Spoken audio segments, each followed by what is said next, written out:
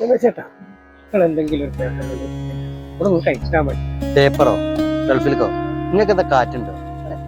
Gulf എന്ന് പറഞ്ഞപ്പോൾ നിങ്ങൾ എന്താ മനസ്സിലാക്കിയത്? ഗൾഫ് എന്ന് പറഞ്ഞാൽ ഞാൻ സത്യം ഒന്ന് വിരോധം പറയല്ല കേട്ടോ. ഗൾഫ് എന്ന് പറഞ്ഞാൽ നമുക്ക് അത്യാവശ്യം ഒരു വിദ്യാഭ്യാസവും കാണാനൊരു ലുക്കൊക്കെ വേണം. അല്ലാണ്ട് വെറുതെ ഗൾഫിൽ കാട്ട് പോയിട്ട് നിങ്ങൾക്ക് ഞാനൊക്കെ എത്ര വർഷമായിട്ട് നമ്മൾ അറബി എന്ന് പറഞ്ഞാൽ നമ്മളും ഇന്റിമേറ്റാ. അറബി ഞാൻ പറഞ്ഞാൽ ഇന്റിമേറ്റാ. ഞാനിപ്പോൾ ഇവിടെ എത്തുന്നതിന് ഒരു വിളി കൊടുക്കുന്നുണ്ട്. അപ്പൊ അത്ര ബന്ധങ്ങൾ സൃഷ്ടിക്കണം. വെറുതെ ഗൾഫ് എന്ന് പറഞ്ഞാൽ രാവിലെ കൂടി ചാടി കയറി പോയിട്ട് കാര്യം പറഞ്ഞാൽ മനസ്സിലായി. Gulf Gulf Gulf. പിന്നെ ഹിസ്റ്ററി പഠിപ്പിച്ച മാഷ് വരുന്നുണ്ട്. രണ്ടാളും വിവരക്കേടൊന്നും പറയില്ല. മാഷക്ക് ഇന്നെ ഭയങ്കര കാര്യമായിരുന്നു. മൂപ്പര് ക്ലാസ്സിൽ ഏറ്റവും നന്നായി പഠിക്കുന്ന കുട്ടി ഞാനായിരുന്നു. മൂപ്പര് കറക്റ്റ് മാഷ ഒരു ചോദ്യം ചോദിച്ചാൽ കറക്റ്റ് ആ സമയത്ത് എനിക്ക് കറക്റ്റ് ആൻസർ പറയുന്ന ആളെ ഞാൻ. അതുകൊണ്ട് മാഷിന് ഇന്നെ ഭയങ്കര കാര്യം. പഠിക്കാൻ ഞാൻ നല്ല മുടുക്കനെ.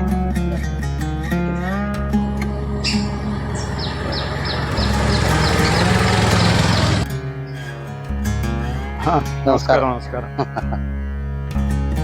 എല്ലാരും ഉണ്ടല്ലോ. ഞങ്ങള് വെറുതെ അങ്ങനെ സമയം പോക്കിന് ഇരിക്കാൻ വേണ്ടിട്ട് അങ്ങനെ. ഇത് പിന്നെ സുധാകരൻ. പാട്ടല്ലേ? ബഷീർ ബഷീർ ബഷീറല്ലേ? നമ്മളെ ഖാദർ ഖാന്റെ മകനല്ലേ? അല്ല, എന്ത് ചെയ്യുന്നു? ഞാന് നാട്ടിൽ കൂടെ ചെറിയ അങ്ങനെ പോകുന്നു.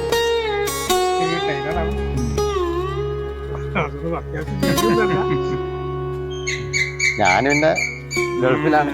അതെനിക്കറിയടാ. ഒരു വക പഠിക്കില്ല, മഹാവഴപ്പനാ. നിന്നെ എങ്ങനെ മറക്കാൻ പറ്റുമോ? സ്കൂളിൽ വല്ലാതെ തന്നെ വട്ടം ചുറ്റിച്ച ആളല്ലേ. ഒരു വക പഠിക്കും. ഞാൻ ഇവനൊരു അക്ഷരം പഠിപ്പിക്കാൻ എന്തുമാത്രം ബുദ്ധിമുട്ടല്ലേ. ഓനെങ്ങനെ മറക്കാൻ പറ്റും? ഇപ്പോഴെനിക്ക് ഓർമ്മ വരുന്നത് മാഷ് പണ്ടൊരു അടി അടിച്ചിരുന്നു. മാഷിന് ഓർമ്മ ഉണ്ടോന്ന് അറിയില്ല. അന്ന് മാഷ് ഒരു ചോദ്യം ചോദിച്ചിരുന്നു സ്കൂളിൽ. ഭൂമിയുടെ ഗുരുത്വാകർഷണം കണ്ടുപിടിച്ച ആരാണ്? അതിനാ മാഷ് എന്നെ തച്ചത്. എൻ്റെ കാലിൻ്റെ തുടയിൽ ഇപ്പോഴും ഉണ്ടപ്പാ.